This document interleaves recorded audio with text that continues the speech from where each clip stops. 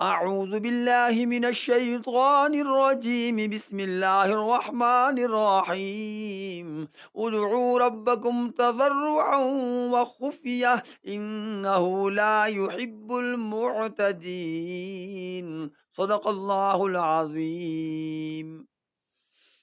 نماز میں لفظ آمین بعض حضرات کے نزدیک آہستہ کہنا بہتر ہے، اور بعض کے نزدیک اونچی آواز سے کہنا بہتر ہے۔ بہرحال اختلاف اولا عدم اولا کا ہے، جائز اور ناجائز کا نہیں۔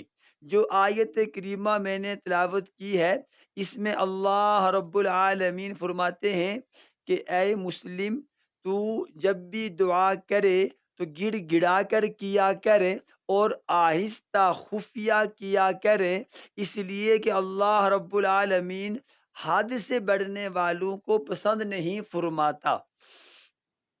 بعض حضرات کے نزدیک آمین یہ دعا ہے۔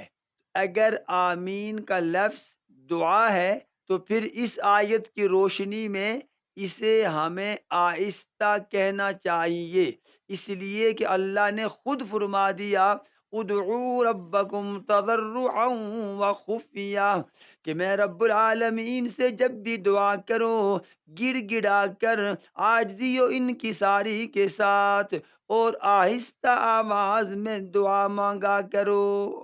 اور بعض حضرات کے نزدیک یہ آمین ذکر ہے۔ اگر یہ ذکر ہے تو پھر بھی قرآن کریم کی سورۃ الاعراف کی 205 نمبر آیت میں اللہ فرماتے ہیں،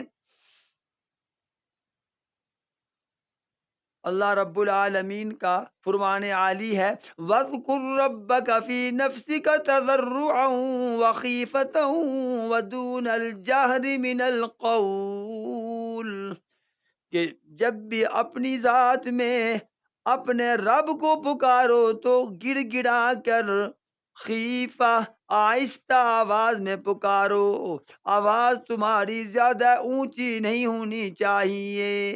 تو سورۃ الاعراف کی 205ویں آیت کے ضمن میں ہمیں یہ معلوم ہوا کہ ذکر بھی آہستہ کرنا چاہیے۔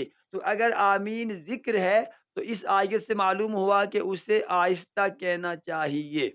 اور نمبر آخری گزارش اس حوالہ سے کہ صحیح مسلم شریف کی حدیث نبوی علیہ الصلاۃ والسلام ہے کہ پیغمبر اسلام نے اس حدیث میں فرمایا وَإِذَا قَالَ سَمِعَ اللَّهُ لِمَنْ حَمِدَهُ فَقُولُوا اللَّهُمَّ رَبَّنَا لَكَ الْحَمْدُ۔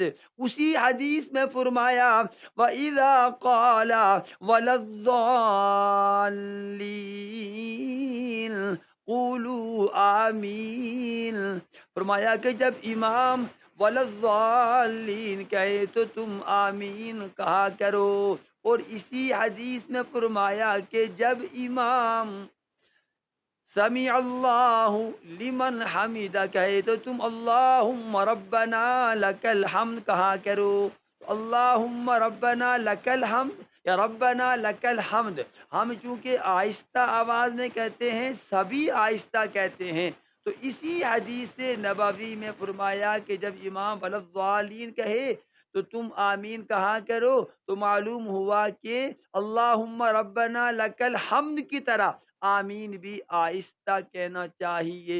اللہ رب العالمین سے دعا ہے کہ اللہ ہمیں ہر دعا کے آخر میں آمین کہنے کی توفیق عطا فرمائے۔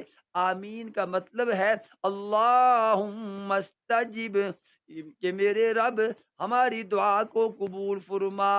اور دوسرا معنی کہ جو کہا گیا اللہ ایسے ہی ہو، گویا سورۃ الفاتحہ کے انداز میں الفاظ میں ایک دعا مفصل ہوتی ہے، اور اس ساری دعا کا خلاصہ آمین میں ہوتا ہے کہ اللہ جو کچھ آپ سے مانگا گیا کرم فرما کر قبول کر لیجئے۔